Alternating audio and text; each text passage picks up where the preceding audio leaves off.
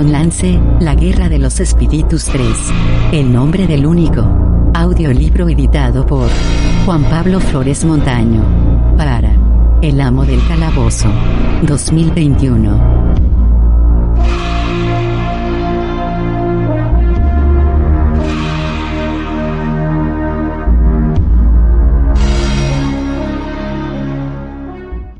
Capítulo 3. El castigo por fracasar. El Kender se ha ido, Mina, informó Galdar al salir de la torre. ¿Ido? La joven se volvió, dando la espalda al sarcófago de ámbar que guardaba el cuerpo de Goldomoon, para mirar al Minotauro. ¿Qué quieres decir? Eso es imposible. ¿Cómo pudo escapar? Mina soltó un grito angustiado y cayó de rodillas, doblada por un dolor desgarrador, ciñéndose con sus propios brazos, clavándose las uñas en la carne, enajenada por el sufrimiento. Mina, gritó Galdar, alarmado, de pie a su lado, perplejo, sin saber qué hacer. ¿Qué te pasa? ¿Estás herida? Háblame. La joven gimió y se retorció en el suelo, incapaz de contestar. Galdar lanzó una mirada furibunda a los caballeros. Se suponía que teníais que protegerla. ¿Quién le ha hecho esto? Te juro, Galdar, que nadie se ha acercado a ella, gritó uno. Mina, llamó el Minotauro mientras se inclinaba sobre la chica. Dime dónde estás herida.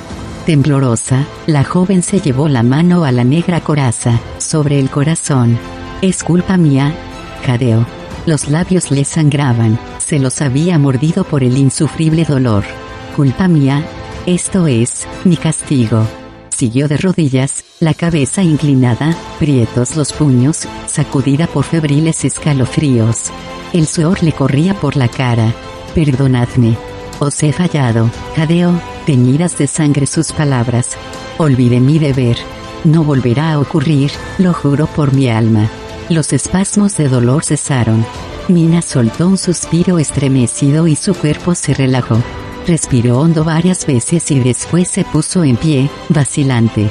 Los caballeros se reunieron alrededor de la joven, desconcertados e inquietos. Se acabó la alarma, les dijo Galdar. Volved a vuestra tarea. Así lo hicieron, pero no sin antes echar unas ojeadas hacia atrás. El Minotauro sostuvo a Mina en sus pasos inestables. ¿Qué te ha pasado? Inquirió, mirándola con ansiedad. Hablaste de un castigo. ¿Quién te castigó y por qué? El único, contestó la muchacha. Tenía la cara marcada con churretes de sudor, demacrada por el dolor padecido, los ambarinos ojos ensombrecidos. No cumplí con mi deber. El Kender era de importancia capital, y debía ocuparme de él en primer lugar. Yo. Se lamió los labios ensangrentados y tragó saliva. Tenía tantas ganas de ver a mi madre que me olvidé de él. Ahora se ha ido, y es culpa mía. ¿El único te hizo esto? Repitió Galdar, consternado, temblándole de rabia la voz. ¿El único te causó ese dolor? Lo merecía, Galdar. Y lo acepto de buen grado. El dolor que he padecido no tiene punto de comparación con el dolor que siente el único por mi fracaso. El Minotauro frunció el ceño y sacudió la cabeza. Vamos, Galdar, ¿acaso tu padre no te azotó de pequeño? Siguió Mina en tono burlón. ¿Tu maestro de combate no te golpeó cuando te equivocabas en los entrenamientos? Tu padre no te azotó por maldad, y el maestro de combate no te golpeó con mala intención. Esos castigos eran por tu propio bien. No es lo mismo, gruñó el Minotauro. Jamás olvidaría la imagen de la muchacha, que había conducido ejércitos a una gloriosa conquista, arrodillada en tierra y retorciéndose de dolor. Pues claro que es lo mismo, le contradijo suavemente ella. Todos somos niños ante el único. ¿De qué otro modo íbamos a aprender nuestro deber? Galdar no respondió y Mina interpretó su silencio como aquiescencia. Coge a algunos hombres y registrad todas las habitaciones de la torre. Aseguraos de que el Kender no se ha escondido en alguna de ellas. Mientras lo hacéis, nosotros incineraremos los cadáveres. ¿Tengo que entrar ahí otra vez?, dijo Galdar, cuya voz sonaba cargada de reticencia. ¿Por qué? ¿Qué temes? A nada vivo, contestó el Minotauro, lanzando una mirada ceñuda a la torre. No tengas miedo, Galdar. Mina echó una ojeada despreocupada a los cuerpos de los 2 hechiceros que eran arrastrados hacia la pira. Sus espíritus no pueden hacerte ningún daño. Van a servir al único. Una intensa luz brillaba en el cielo. Distante, etérea, la luz era más radiante que el sol y hacía que el astro pareciera tenue y mortecino en comparación. Los ojos mortales de Dalamar no habrían podido contemplar el sol mucho tiempo so pena de quedarse ciego, pero ahora podía mirar esa hermosa y pura luz para siempre, o eso pensaba. Mirarla fijamente con una dolorosa añoranza que reducía todo cuanto era, todo cuanto había sido, a algo insignificante, mezquino. Siendo un niño, había mirado el cielo nocturno una vez para contemplar la luna blanca. Creyendo que era algún objeto de cristal que no alcanzaba a coger, quiso jugar con ella. Exigió a sus padres que se la bajaran, y cuando ellos no pudieron complacerle, lloró de rabia y frustración. Ahora se sentía igual. Se habría echado a llorar, pero no tenía ojos para hacerlo ni lágrimas que derramar. La brillante y hermosa luz estaba fuera de su alcance, el camino para llegar a ella, cerrado. Una barrera tan tenue como una telaraña y tan resistente como el diamante se extendía frente a él. Por más que lo intentara no podía salvar esa barrera, el muro de una prisión que rodeaba el mundo. No se encontraba solo, era un prisionero más entre muchos otros. Las almas de los muertos vagaban sin descanso por el patio de la prisión de su sombría existencia, todas ellas mirando con anhelo la luz radiante. Ninguna capaz de alcanzarla. La luz es muy hermosa, dijo una voz suave y engatusadora. Lo que ves es la luz de un reino de más allá, la siguiente etapa del largo viaje de tu alma. Te liberaré, te permitiré viajar allí, pero antes tienes que traerme lo que necesito. Obedecería. Llevaría a la voz lo que fuera que deseara con tal de escapar de esa prisión. Solo tenía que usar la magia. Miró la torre de la alta hechicería y la reconoció como algo que había tenido que ver con lo que fue él, con lo que había sido, pero ahora todo había quedado atrás. La torre era un almacén de magia, que podía vislumbrar reluciendo cual arroyos de oro en polvo entre la árida arena que había sido su vida.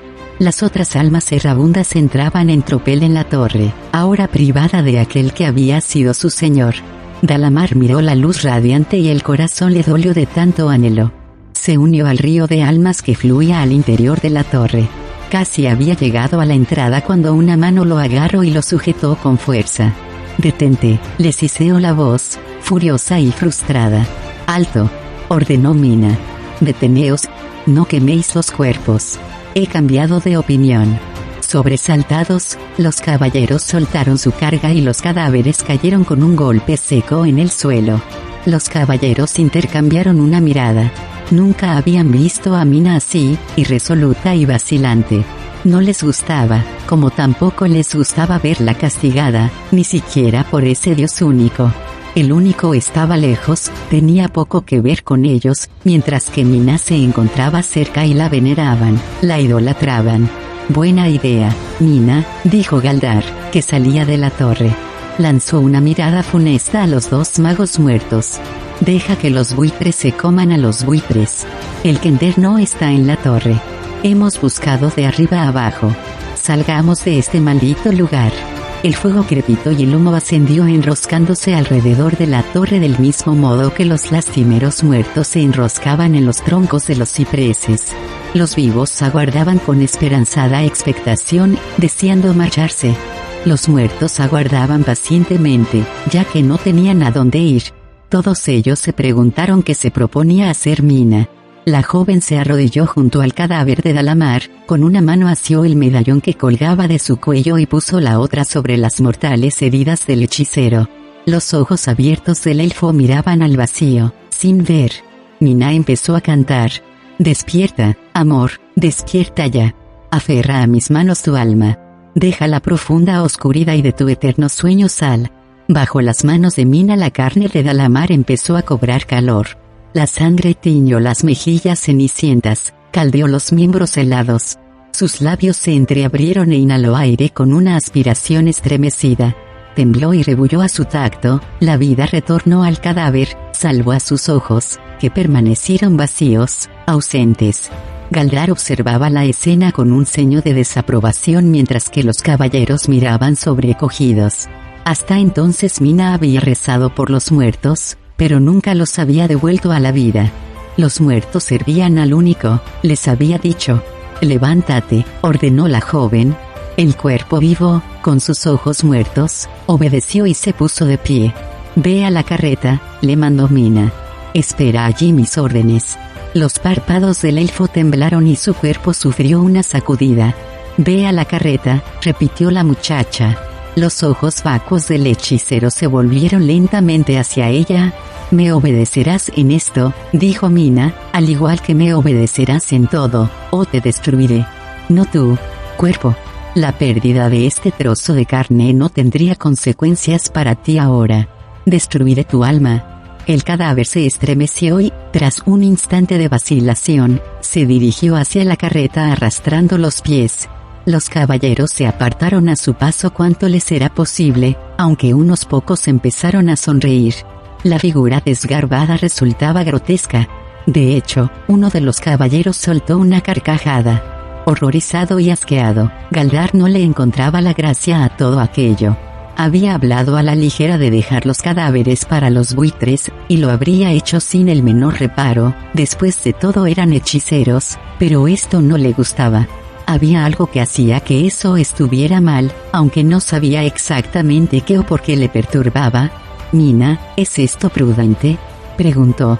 La joven no le hizo caso. Entonó el mismo canto junto al otro cadáver y puso la mano sobre su pecho. El cadáver se incorporó.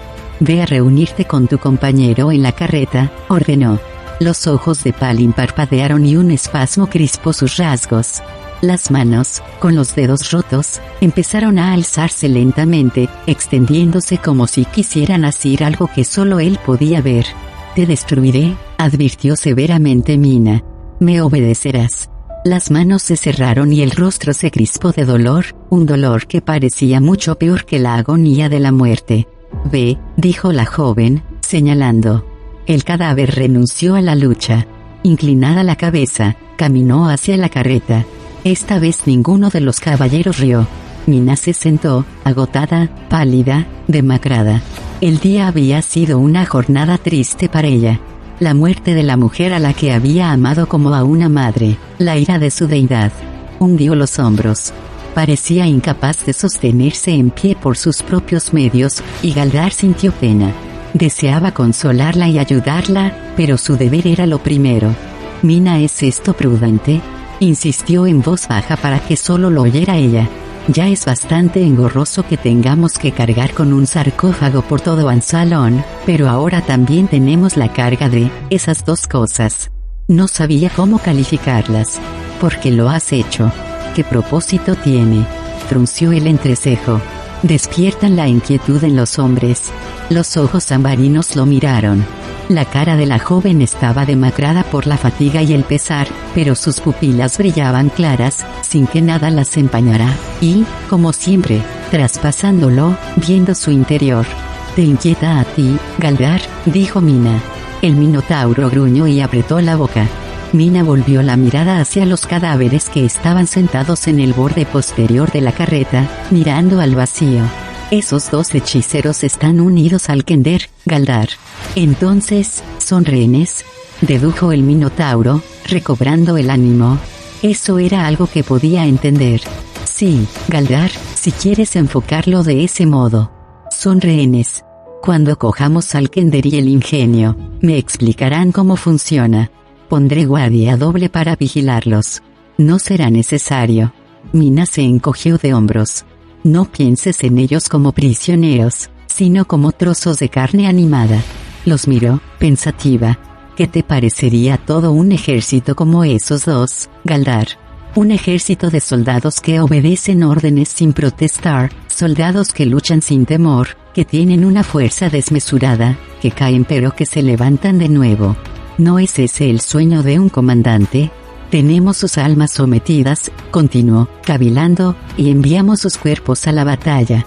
¿Qué me dices a eso, Galdar? Al minotauro no se le ocurría nada que decir. O, más bien, se le ocurrían muchas cosas que decir. No podía imaginar nada más atroz, nada más espantoso. «Trae mi caballo, Galdar», ordenó Mina. «Es hora de que partamos de este lugar de tristeza». Galdar obedeció aquella orden de buena gana.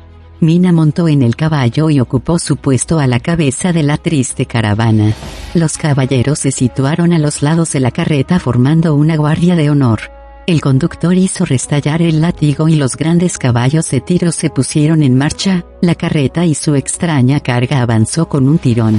Las almas de los muertos se apartaron al paso de Mina, al igual que los árboles. Se abrió una senda a través del espeso y enmarañado bosque que rodeaba la torre de la alta hechicería.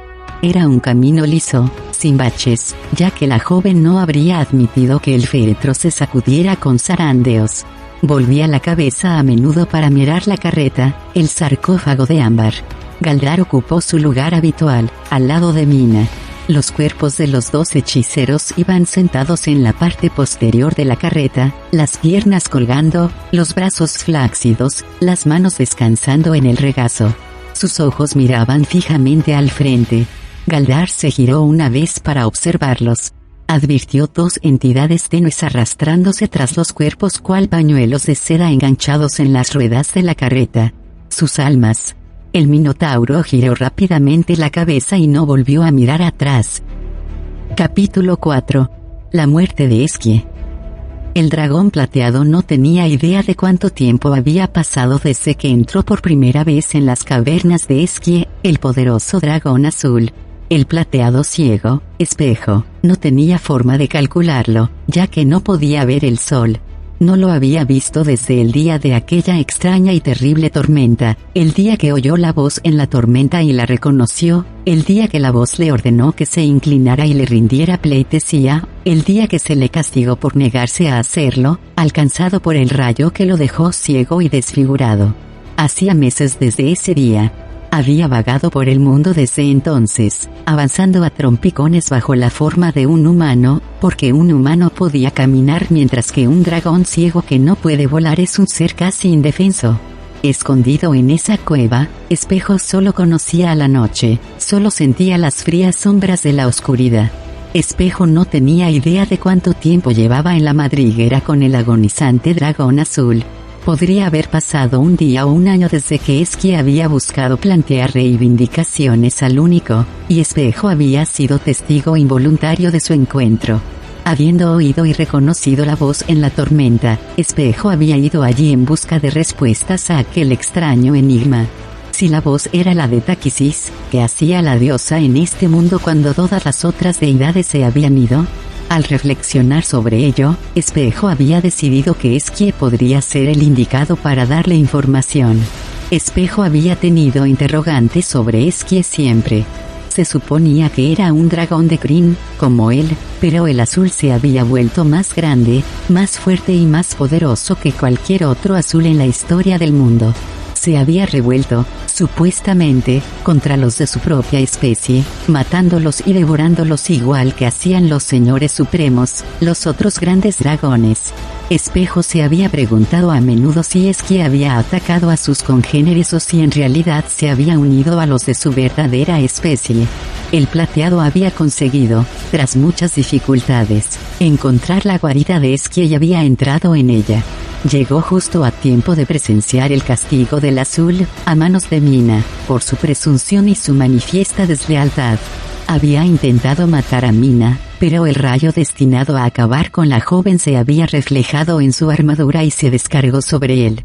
El inmenso azul quedó mortalmente herido. Desesperado por saber la verdad, Espejo había hecho cuanto estaba en su poder para sanar al otro dragón, y lo consiguió en parte. Mantenía al azul con vida, pero los dardos de los dioses eran armas poderosas, y Espejo, aunque dragón, era un mortal. El plateado había dejado solo al herido para ir a buscar agua para ambos. Esquie pasaba alternativamente de la conciencia a la inconsciencia. En los ratos en que se encontraba lúcido y despierto, Espejo había aprovechado para preguntarle sobre el único, una deidad a la que era incapaz de dar un nombre. Esas conversaciones tenían lugar muy de vez en cuando, ya que Esquie rara vez se mantenía consciente durante mucho tiempo. Ella robó el mundo, dijo Esquie en cierto momento, poco después de recobrar el conocimiento la primera vez. Se apoderó de él y lo trasladó a esta parte del universo. Lo tenía planeado hace mucho. Todo estaba dispuesto, y solo esperó a que llegara el momento oportuno. Un momento que tuvo lugar en la Guerra de Caos, intervino Espejo. Tras una pausa preguntó en voz queda, ¿cómo te sientes? Me estoy muriendo, contestó Esquie sin rodeos. Así es como me siento. De haber sido un humano, Espejo habría dicho alguna mentira piadosa destinada a aliviar los últimos momentos del azul agonizante, pero no era humano a pesar de que había adoptado esta forma. Los dragones no eran dados a decir mentiras, ni siquiera piadosas. Además, sabía que tales falsedades solo proporcionaban consuelo a los seres humanos. Esquie era un dragón guerrero, un azul que había entrado en batalla incontables veces, que había enviado a muchos enemigos a la muerte. Él y su antiguo jinete, la señora del dragón de infausta memoria Kitiara Utsmatar, habían sembrado el terror y la destrucción en la mitad del continente de Ansalon durante la Guerra de la Lanza. Tras la Guerra de Caos, Esquie había sido uno de los pocos dragones de Ansalon que resistió contra los dragones forasteros, Malice y Beryl, y que finalmente creció en poder para ocupar un lugar entre los grandes señores. Había matado y engullido a otros dragones, ganando fuerza y poder al devorarlos. Había construido un tótem con los cráneos de sus víctimas. Espejo no podía ver el tótem, pero lo percibía cercano. Escuchaba las voces de los muertos lanzando acusaciones, furiosos, clamando venganza. El plateado no sentía el menor aprecio por Esquie. De haberse encontrado en una batalla, Espejo habría combatido para derrotar a su enemigo y se habría alegrado con su destrucción. Y Esquie se habría alegrado de tener una muerte así. La muerte de un guerrero, desplomándose del cielo con la sangre del enemigo húmeda en las garras, con el sabor del relámpago en las fauces. Esa era la clase de muerte que a Esquie le habría gustado tener, no perecer de este modo, ya siendo indefenso, atrapado en su guarida, la vida escapándosele en trabajosos jadeos, con las poderosas alas paralizadas, las garras ensangrentadas arañando el suelo de piedra con movimientos convulsivos. Ningún dragón tendría que morir así, pensó Espejo para sus adentros. Ni siquiera el peor enemigo.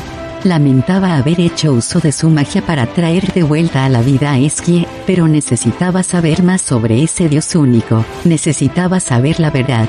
Se inmunizó contra la piedad por su enemigo y siguió haciendo preguntas. A Esquie no le quedaba mucho tiempo para contestar.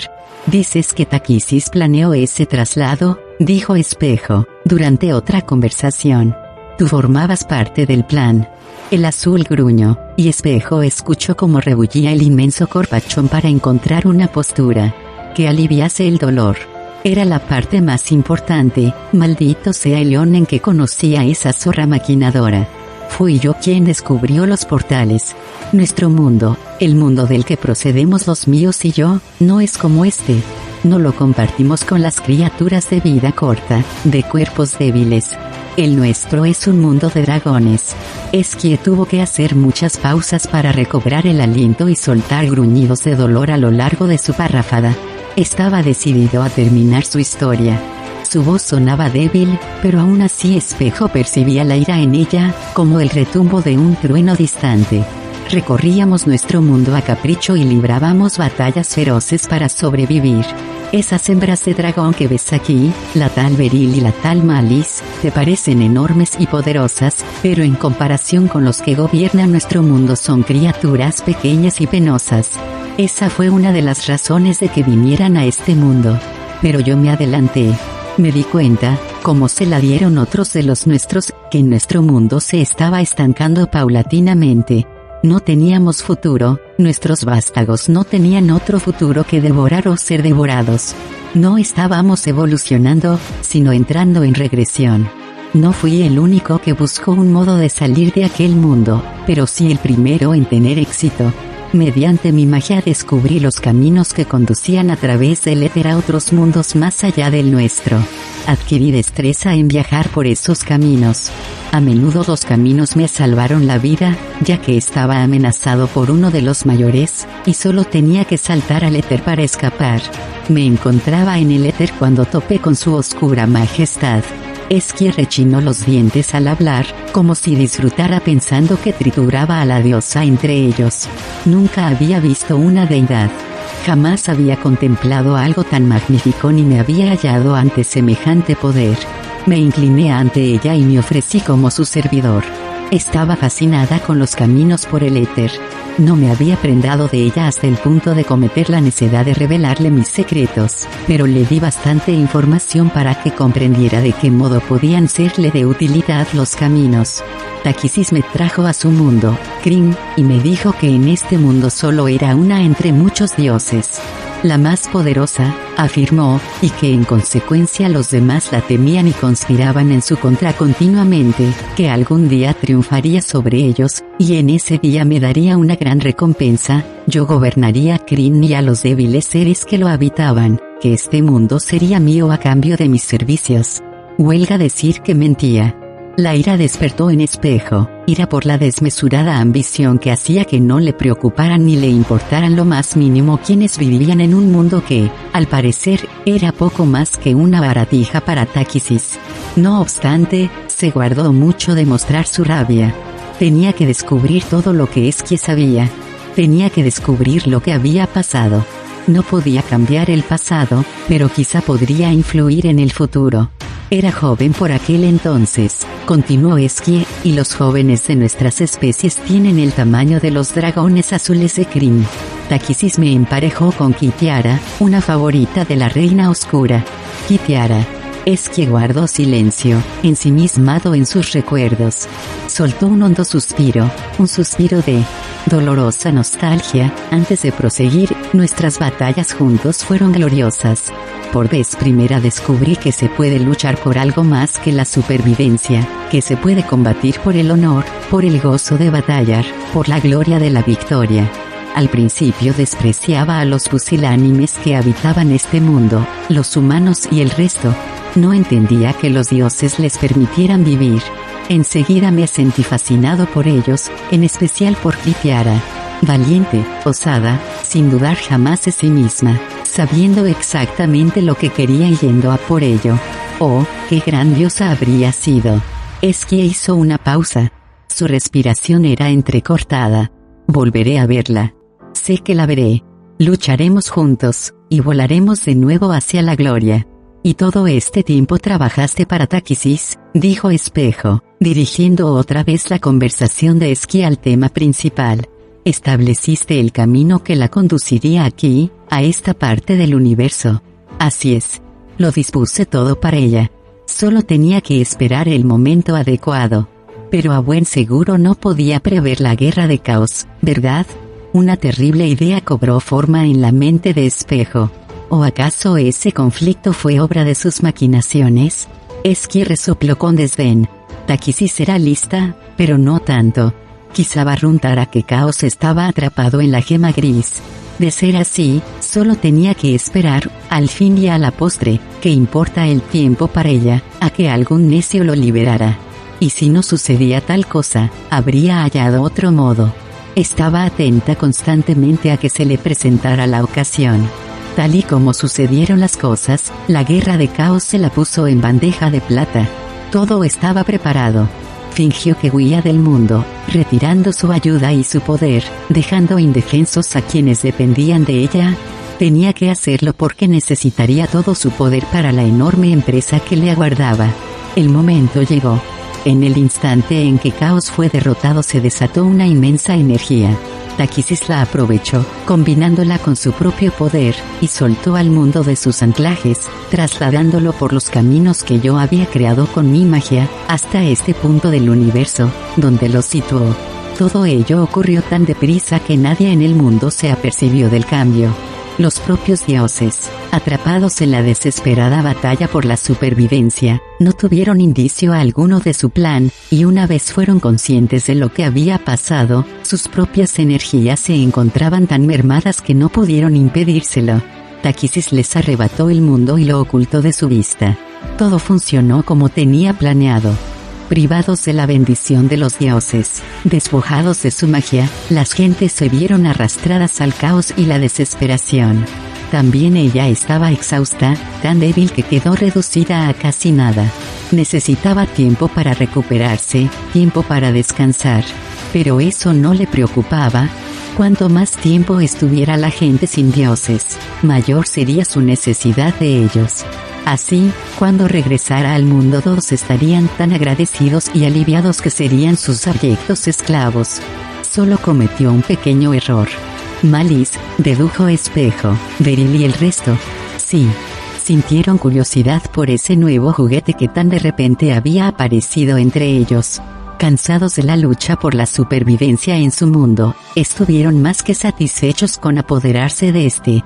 Takisis se encontraba demasiado débil para hacerles frente.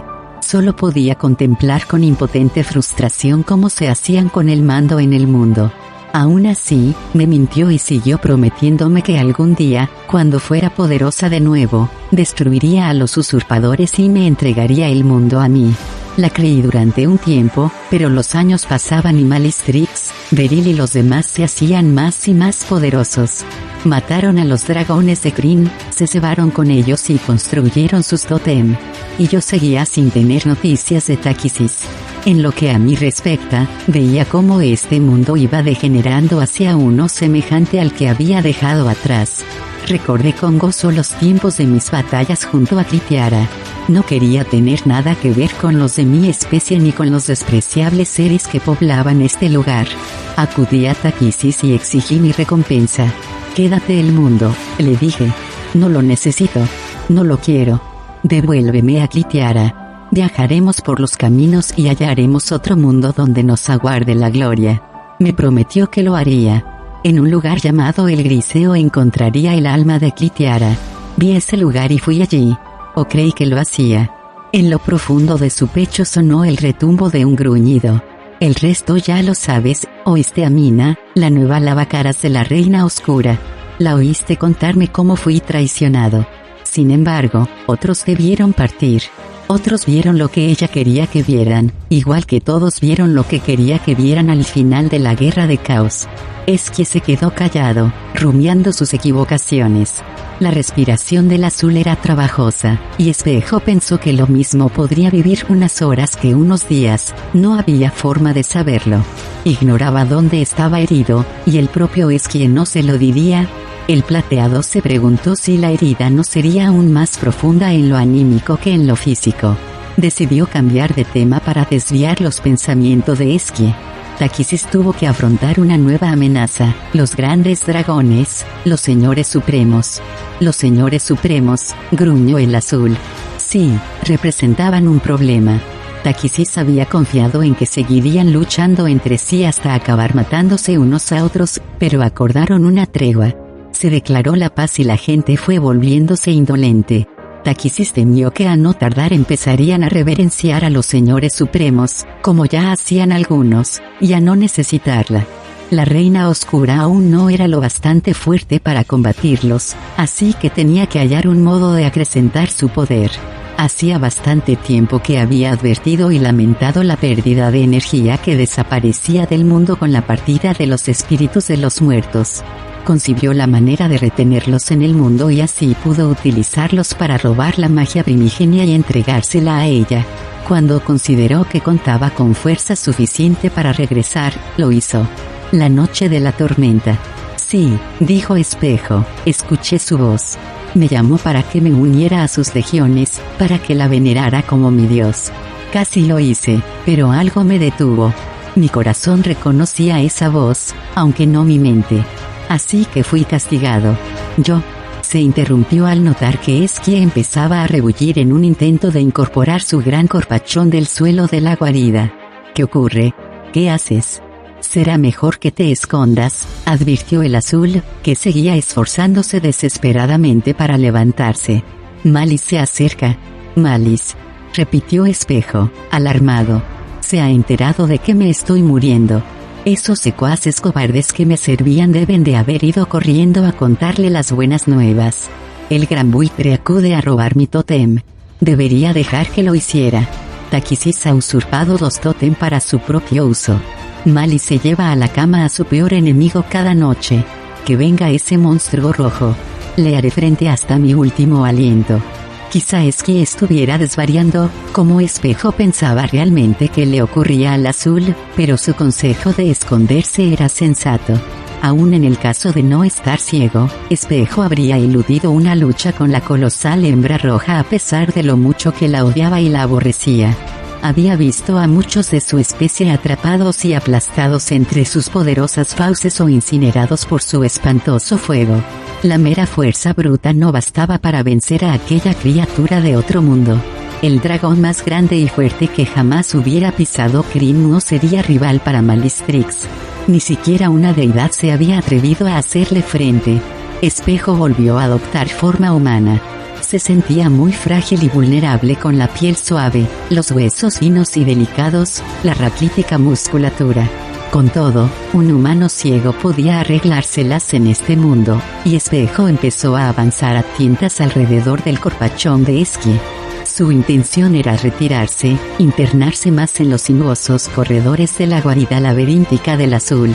La mano extendida de Espejo se posó en algo suave y frío. Un escalofrío le recorrió el brazo. No veía, pero supo al instante que era lo que tocaba, el tótem de Esquie, construido con los cráneos de sus víctimas. Estremecido, Espejo retiró la mano prestamente y casi perdió el equilibrio por la brusquedad del movimiento. Topó con la pared, recuperó la estabilidad y se valió del muro para guiar sus pasos. «Espera», sonó siseante la voz de Esquie en los corredores. «¿Me has hecho un favor, Plateado? Impediste que muriera vilmente a sus manos. Gracias a ti puedo morir del modo que quiero, con la dignidad que me queda. A cambio te haré un favor. Los otros de tu especie, los dorados y plateados, los has buscado sin resultado, ¿no es cierto?» A Espejo le costaba admitir tal cosa, incluso a un azul moribundo. No respondió y siguió avanzando a tientas por el corredor. No huyeron por miedo, continuó Esquie. Oyeron la voz de Takisis la noche de la tormenta y algunos la reconocieron y comprendieron lo que ello significaba. Abandonaron el mundo para encontrar a los dioses. Espejo se paró y volvió el rostro ciego hacia el sonido de la voz del azul. Ahora también oía en el exterior lo que Esquie había percibido mucho antes que él, el batir de unas alas inmensas. Era una trampa, dijo Esquie. Se marcharon y ahora no pueden regresar. Takisis los retiene prisioneros, igual que retiene las almas de los muertos. ¿Qué puede hacerse para liberarlos?, preguntó Espejo. Te he contado todo lo que sé. Mi deuda contigo queda saldada, Plateado. Será mejor que te des prisa. Espejo se deslizó a lo largo del corredor lo más rápido posible. Ignoraba hacia dónde se dirigía, pero suponía que se internaba más en la guarida. Continuó tanteando el muro con la mano, sin retirarla a medida que avanzaba, razonando que de ese modo podría hallar la salida. Cuando oyó la voz de Malice, estridente y aguda, un sonido extraño considerando que provenía de una criatura tan descomunal, Espejo se detuvo. Mantuvo la mano contra la pared y se agazapó en el pulido suelo, envuelto en la fría oscuridad de la guarida. Incluso aquietó la respiración todo lo posible por miedo a que ella le oyera y fuera a buscarlo. Acurrucado en el cubil del azul, aterrado, el Plateado esperó el desenlace. Esquie sabía que se estaba muriendo. El corazón le latía a trompicones y se estremecía bajo las costillas. Cada bocanada de aire que inhalaba le costaba un esfuerzo ímprobo. Ansiaba tumbarse y descansar, cerrar los ojos, perderse en el pasado. Volver a extender las alas que tenían el color del cielo y volar entre las nubes. Escuchar de nuevo la voz de Clitiara, sus firmes órdenes, su risa burlona. Sentir sus manos, seguras y competentes, en las riendas, guiándolo certeramente hacia lo más reñido de la batalla. deleitarse otra vez con el estruendo de las armas al entrechocar, con el olor de la sangre, con la sensación de carne desgarrada bajo sus garras y con el exultante grito de guerra de Clitiara, desafiando a cualquiera que aceptara su reto. Regresar a los establos y esperar, mientras le curaban las heridas, a que llegara ella, como hacía siempre, para sentarse a su lado y revivir la batalla.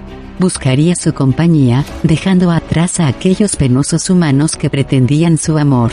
Dragón y Amazona eran un equipo mortífero.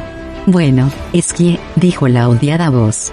La cabeza de Malice asomó por la entrada de la guarida tapando la luz del sol. Me informaron mal. Por lo que veo, aún no has muerto. Esquie pareció despertar. Sus sueños, sus recuerdos, habían sido muy reales. Esto era irreal. No he muerto, gruñó. Hincó profundamente las garras en la roca para combatir el dolor, obligándose a mantenerse erguido. Malice introdujo su inmenso corpachón en el cubil un poco más, la cabeza y los hombros, las garras delanteras y el cuello, manteniendo las alas plegadas a los costados y la cola colgando por la pared del risco. Sus ojos, pequeños y crueles, lo pasaron por alto con desdén, descartándolo, buscando aquello por lo que había ido allí, su tótem. Lo vio alzándose en el centro del cubil y sus ojos centellearon. No te preocupes por mí, dijo fríamente.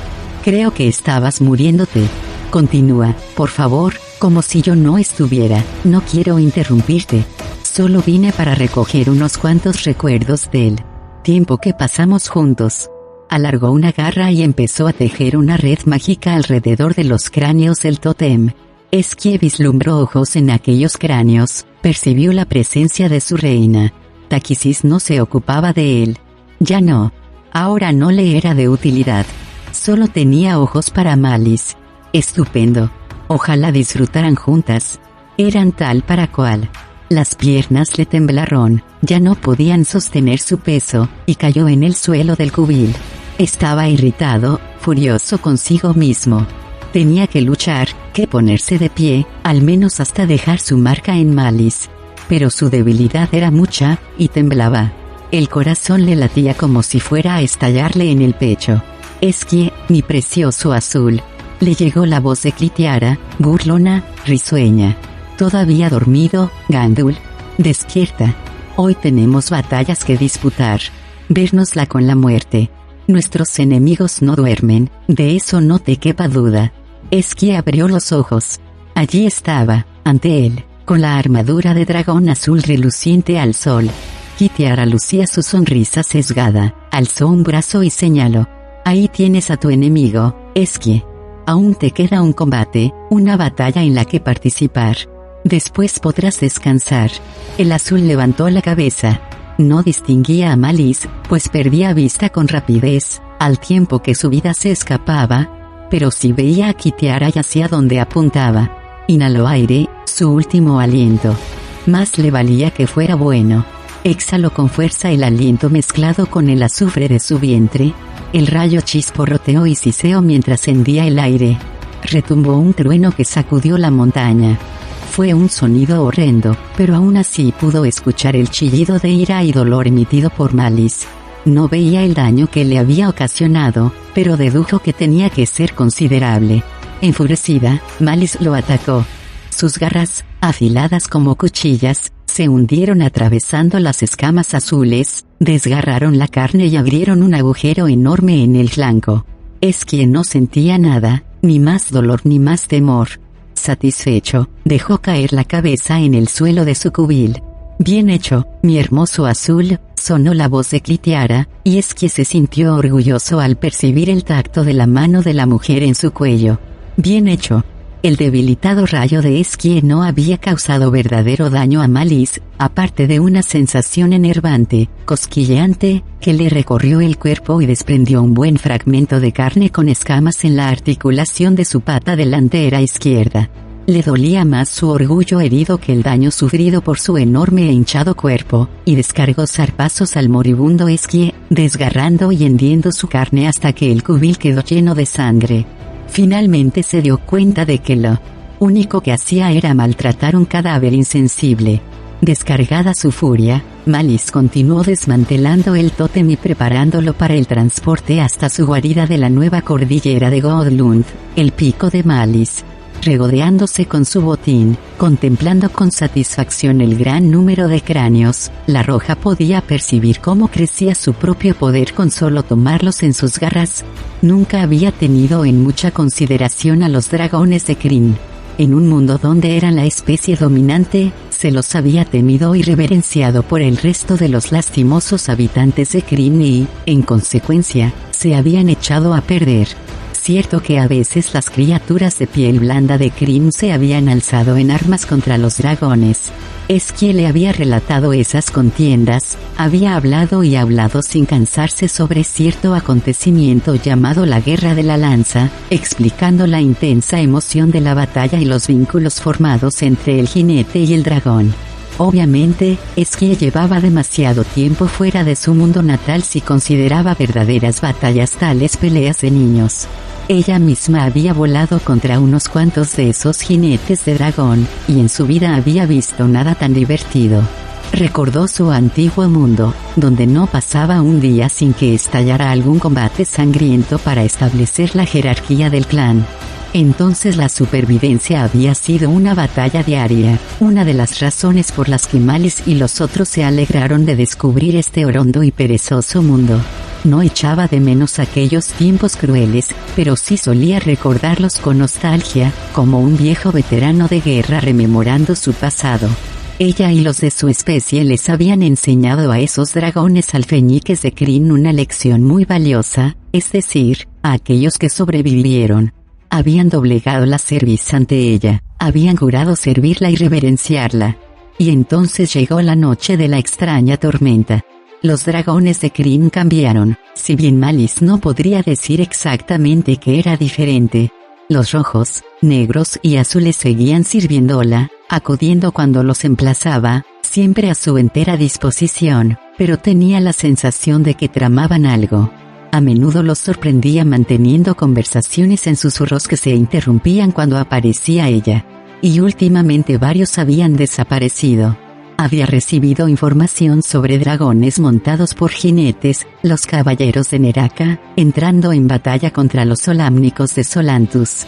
Malice no tenía nada que objetar a que los dragones mataran solámnicos, pero sí a que antes no la hubieran consultado. Lord Targone lo habría hecho así, pero lo habían asesinado, y fue en el informe sobre su muerte cuando Malice tuvo noticias por primera vez de la novedad más inquietante de todas, la aparición de un dios en Krynn. Ya había oído rumores sobre ese dios, el mismo que había trasladado el mundo a esta parte del universo. Sin embargo, no había visto señal alguna de esa deidad, y la única conclusión era que se había arredrado antes su llegada y había abandonado el campo de batalla. La idea de que esa deidad estuviera a cubierto, agazapada mientras acrecentaba su poder, no se le pasó por la cabeza en ningún momento, cosa nada extraña ya que procedía de un mundo sin malicia donde reinaba la fuerza y el poderío. Hasta Malice empezaron a llegar informes sobre el tal único y su paladín, una muchachita humana llamada Mina. No prestó demasiada atención a esas noticias, principalmente porque la tal Mina no le causaba molestias. De hecho, sus acciones la complacían. Había echado abajo el escudo de Sylvanesti y había acabado con el gemebundo e interesado dragón verde, Sean Bloodbane. Los elfos Sylvanesti se encontraban adecuadamente intimidados, aplastados bajo las botas de los caballeros negros. A Malice no le había gustado enterarse de que su pariente, Beryl, se disponía a atacar la tierra de los elfos Qualinestis. No es que le importaran un bledo los elfos, pero acciones así rompían el pacto. No se fiaba de Beryl, con su ambición y su codicia. Había estado tentada de intervenir y poner fin a todo aquello, pero Lord Targone, el difunto cabecilla de los Caballeros Negros, le había asegurado que tenía todo bajo control. Descubrió demasiado tarde que el tal Targone ni siquiera tenía controlada su propia situación. Beryl voló hacia Qualinesti para atacarlo y destruirlo, y tuvo éxito. Los Qualinestis huían ahora de las ruinas de su patria como las sabandijas que eran. cierto que Beryl se las había arreglado para acabar muerta en el proceso, pero siempre había sido una papanatas impulsiva, exaltada e irracional. La noticia de la muerte de la Verde se la dieron 2 secuaces de Beryl, unos dragones rojos que se mostraron debidamente serviles y sumisos ante ella, pero que, sospechaba, reían de satisfacción por lo bajo. A Malice no le había gustado el modo en que esos rojos se refocilaban con la muerte de su pariente. Desconocían el debido respeto. Tampoco le gustó la información respecto a la forma de morir de Beryl. Tenía todo el tufo de la mediación de un dios. Beryl habría sido un asno rebuznante, pero era una bestia inmensa y poderosa, y a Malice no se le ocurría ninguna circunstancia por la que un puñado de elfos fuera capaz de derrotarla sin mediar intervención divina. Uno de los dragones de Kryn le sugirió la idea de apoderarse del tótem de Beryl cuando lo mencionó, preguntándose qué iban a hacer con él. El poder continuaba irradiando del tótem, aún después de la muerte de Beryl. Entre sus generales humanos supervivientes se hablaba de intentar utilizarlo si conseguían desentrañar cómo aprovechar su magia. Consternada por la idea de que unos humanos pusieran sus sucias manos en algo tan poderoso y sagrado como el tótem, Malice voló de inmediato a reclamarlo para sí, utilizó su magia para transportarlo a su guarida y añadió los cráneos de las víctimas de Beryl a los de las suyas. Absorbió su magia y la sintió fluir en su interior, arrolladura, haciéndola más fuerte, más poderosa que nunca. Entonces llegó la noticia de que Mina había matado al poderoso Esquie. Malice no perdió tiempo. Como para fiarse de esa deidad. Más le valía arrastrarse de vuelta al agujero del que había salido. Malice envolvió el tótem de Esquie en magia y lo preparó para transportarlo. Hizo un alto para echar una ojeada a los retorcidos restos del gran dragón azul y se planteó añadir su cráneo al tótem. No merece semejante distinción, dijo apartando un trozo de hueso y carne de Esquie con un gesto desdeñoso de la pata. Loco, eso es lo que era. Un chiflado. Probablemente su cráneo sería una maldición. Gruñó al notar la herida en el hombro. Había dejado de sangrar, pero sentía dolorosas punzadas en la carne quemada, y el daño sufrido en el músculo había ocasionado que la pata delantera se le quedara entumecida. Sin embargo, la herida no le impediría volar, y eso era lo único importante. Recogió los cráneos en la red mágica y se dispuso a partir. Antes de marcharse husmeó el aire y echó una última mirada en derredor. Había percibido algo extraño a su llegada, un olor raro. Al principio no supo determinar la naturaleza de ese efluvio, pero ahora lo identificaba. Olía a dragón, a uno de los de Kryn y, a menos que estuviera muy equivocada, a uno de los de colores metálicos. Examinó la cámara del cubil de Esquie donde yacía el cadáver del azul, pero no halló rastro de un dragón de color metálico, ninguna escama dorada, ni el más mínimo residuo plateado en las paredes. Al cabo, Malice se dio por vencida. La herida le dolía, y quería regresar al oscuro y apacible refugio de su cubil para ampliar su tótem. Sujetando con firmeza los cráneos metidos en la red mágica y sin forzar la pata delantera herida, Malice deslizó trabajosamente su inmenso corpachón fuera del cubil del azul muerto y emprendió vuelo hacia el este.